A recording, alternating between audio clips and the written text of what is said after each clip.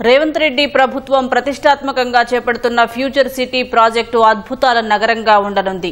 దేశానికే role model గా నిలవనున్న ఈ నగరాన్ని 765 చదరపు కిలోమీటర్ల విస్తీర్ణంలో అభివృద్ది చేయనున్నారు.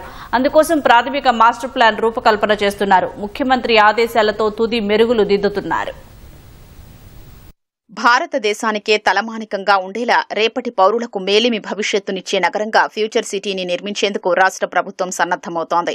హైదరాబాద్ దక్షిణ ప్రాంతంలో 765 చదరపు కిలోమీటర్ల విస్తీర్ణంలో ఈ నగరాన్ని నిర్మించాలని నిర్ణయించింది. ఇందుకోసం ఫ్యూచర్ సిటీ డెవలప్మెంట్ అథారిటీ FCDAను ఏర్పాటు చేసింది. Telangana urban areas development act 1975 కింద ఇది పనిచేస్తోంది. ప్రస్తుత GHMC సరిహద్దులకు అవతల ఏర్పాటవుతున్న ఈ జోన్ను భావితరాలకు స్థిరమైన సమ్మిళిత నగరంగా తీర్చిదిద్దారనేది ప్రభుత్వ లక్ష్యం. ఫ్యూచర్ సిటీలో పర్యావరణ పరిరక్షణకు పెద్దపీట వేయనున్నారు. నివాస సముదాయాల నుంచి కాలినడకన చేరుకునేంత దూరంలోనే విద్య, వైద్య, ఉపాధి, ఉద్యోగ, వినోద సంస్థలు ఉండేలా ప్రణాళికలు రూపొందించారు. అత్యాధునిక సాంకేతిక పరిజ్ఞానంతో అంతర్జాతీయ ప్రమాణాలతో నిర్మించనున్న ఈ నగరానికి సంబంధించిన ప్రాథమిక మాస్టర్ ప్లాన్ ను అధికారులు రూపొందించారు. దీనిపై ఇటీవల ముఖ్యమంత్రి రేవంత్ రెడ్డి సమక్షంలో ఉన్నత స్థాయిలో సమీక్షా సమావేశం జరిగింది. నిర్మాణ ప్రణాళికలపై ముఖ్యమంత్రి పలు సూచనలు చేశారు. ఆయన ఆదేశాలతో తుది మెరుగులు దిద్ది త్వరలోనే పూర్తిస్థాయి ప్రణాళికను ప్రకటించడానికి ప్రభుత్వం సన్నద్దమవుతోంది.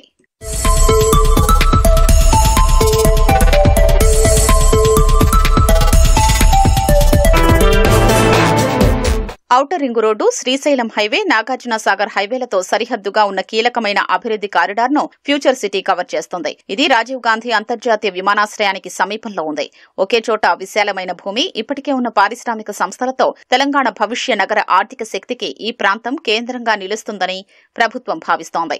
హైదరాబాద్ మహానగరంపై ఒత్తిడిని తగ్గించడం, స్మార్ట్ మౌలిక సదుపాయాలు, స్థిరమైన జీవనం, వేగవంతమైన ఆర్థిక వృద్ధితో ప్రణాళికాబద్దంగా ప్రత్యామ్నాయాన్ని అందించడం ఫ్యూచర్ సిటీ లక్ష్యం.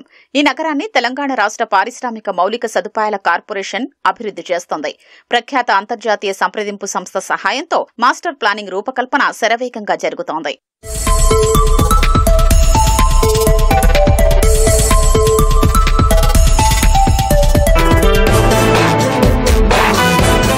ఆధునిక పర్యావరణ పద్ధతుల ద్వారా జీవావరణ సంరక్షణ, మెరుగుదలపై మాస్టర్ ప్లాన్ లో దృష్టి సారిస్తున్నారు. పారిశ్రామిక, నివాసిత ప్రాంతాల్లో వర్షపు నీటి నిర్వహణ కోసం స్పాంజ్ పార్కులు నెలకొల్పుతారు. ఇవి నీటిని గ్రహించి వరదల్ని నివారిస్తాయి. రోజువారీ నీటి డిమాండ్ను దృష్టిలో ఉంచుకుని పునర్వినియోగ నీటి పద్ధతిని అమలు చేస్తారు. జీరో లిక్విడ్ డిశ్చార్జ్ పై దృష్టి పెడతారు. ఇది వర్షపు నీటి సేకరణ, పునర్వినియోగ వ్యవస్థల ద్వారా నీటి కొరతను సమర్థంగా తీరుస్తుందని, బయటి నుంచి నీటిని సరఫరా చేసుకోవడాన్ని తగ్గిస్తుందని ప్రభుత్వం భావిస్తోంది.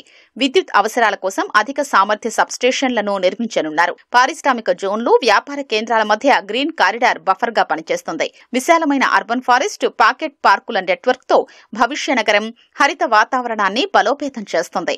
నివాస సముదాయాల నిర్మాణంలోనూ ప్రత్యేకంగా దృష్టి పెడుతున్నారు. ఈ క్లస్టర్లో వాక్ టు వర్క్ జీవన శైలిని అందించేలా రూపొందించారు. సమీపంలోని రిజర్వ్ అటవీ ప్రాంతాన్ని సుందరంగా తీర్చిదిద్దనున్నారు.